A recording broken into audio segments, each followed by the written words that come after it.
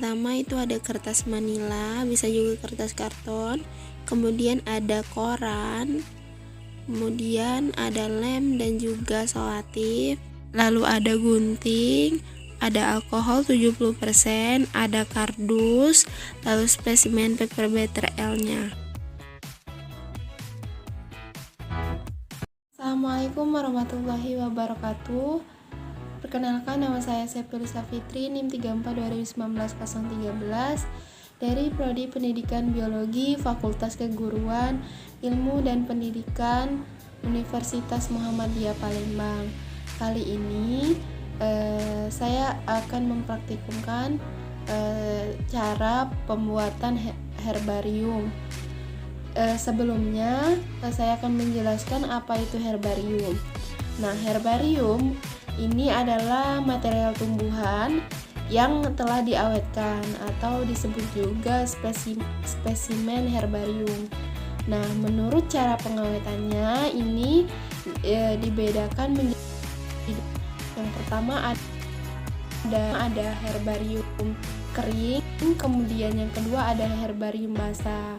Nah, untuk herbarium kering ini cara pengawetannya dengan cara dikeringkan menggunakan alkohol 70%. Kemudian yang kedua ada herbarium basah. Nah, untuk herbarium basah ini cara pengawetannya disimpan di dalam larutan pengawet yaitu alkohol 70% dengan formalin 4%. Nah, herbarium ini biasanya bisa diartikan bisa berarti tempat di mana material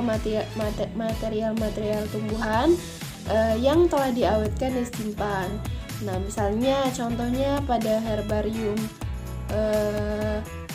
Bandung Gense adalah herbarium kepunyaan jurusan biologi dari ITB di Bandung, misalnya contohnya seperti itu. Dan juga contohnya herbarium Bogiriense kepunyaan dari Botani LIPI Bogor, contohnya seperti itu. Nah, kemudian selanjutnya yaitu kegunaan dari herbarium. Nah, herbarium ini mempunyai beberapa kegunaan, yaitu yang pertama, satu sebagai bahan peraga untuk keperluan botani. Pada umumnya ini khususnya pada mata kuliah taksonomi tumbuhan tinggi. Kemudian yang kedua, dia sebagai bahan untuk penelitian botani, taksonomi, misalnya untuk penelitian misalnya morfologi tumbuhan atau penyebaran dan disiplin botani yang lain. Nah, yang ketiga yaitu herbarium ini merupakan sumber informasi bagi masyarakat. Kemudian yang keempat, kegunaan herbarium yaitu sebagai bahan pertukaran. Ini herbarium yang bersifat lokal, nasional ataupun internasional. Jadi sudah merupakan kebiasaan bagi herbarium yang bertahap internasional ini saling bertukar spesimen sehingga para ahli nanti dapat memberikan koreksi dan pendapatnya pada setiap masing-masing herbarium, baik yang dari lokal, nasional maupun internasional. Kemudian kegunaan yang terakhir yaitu sebagai dokumen atau bukti-bukti kekayaan keanekaragaman ataupun diversitas dari tumbuhan. Nah, mungkin itu saja kegunaan dari herbarium. Untuk cara pembuatan herbarium akan dijelaskan selanjutnya. Dadah. Yang pertama yaitu pengambilan tumbuhan di lapangan. Pastikan herbarium yang diambil ini adalah bagian tubuh organ yang lengkap, ada daun, batang, dan lain sebagainya. Setelah itu kita semprotkan alkohol 70% pada seluruh bagian tanaman, baik depan, daun, akar, dan juga batang secara merata menggunakan alkohol konsentrasi 70% ke daun sirih.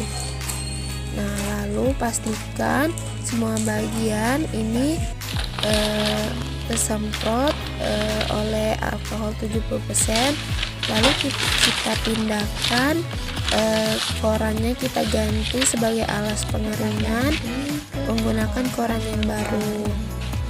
Nah, lalu kita atur pada saat pembuatan herbarium, usahakan tanaman tampak depan dan belakang. Jadi untuk pada tanaman sirih ini saya balikkan salah satu sisi daunnya agar dapat diamati bagian depan dan juga belakangnya. Lalu supaya tetap rapi, ini kita beri untuk mempertahankan tanamannya, kita rekatkan dengan isolasi ataupun solatif agar tanamannya dalam pengeringannya juga dapat mempertahankan struktur dari tanaman tersebut. Nah, kita lem menggunakan isolasi ataupun solatif pada bagian daun, juga boleh pada batangnya juga agar kuat. Lalu kita tutup dengan koran kembali. Nah, pastikan semuanya sudah. Lalu pada tahap pengatikan ini usahakan herbarium tetap rapi. Kita juga dapat mengaturnya atau mengepasnya menggunakan tumpukan buku-buku ataupun alat pres lainnya. Kali ini saya menggunakan koran dan juga tumpukan buku. Nah, kita lipat dulu korannya terlebih dahulu seperti ini. Lalu kita tumpuk dengan buku-buku yang tebal, yang cukup tebal karena saya tidak mempunyai alat pengepresnya. Lalu kita bisa simpan selama kurang lebih 2 minggu. Tiap 2 hari sekali koran diganti agar tidak lembab, herbarium tidak berjamur. Setelah dijemur dan disimpan kurang lebih 2 minggu, herbarium akan kering dan kita dapat melakukan tahap selanjutnya, yaitu mounting. Kita lepaskan dulu dari korannya dari solatifnya. Lalu selanjutnya kita rekatkan, kita pindahkan ke kertas manila. Lalu kita rekatkan menggunakan solatif dan juga lem. Pastikan herbarium sedemikian rupa dapat memuat di kertas herbarium, dan nanti agar dapat muat kita letakkan label herbariumnya. Saat meletakkan herbarium menggunakan lem, pastikan dilakukan perlahan agar herbarium tidak rusak ataupun robek.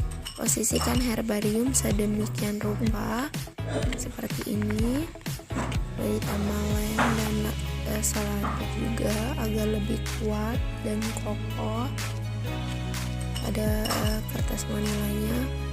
Terakhir kita tempelkan label herbarium di samping herbariumnya.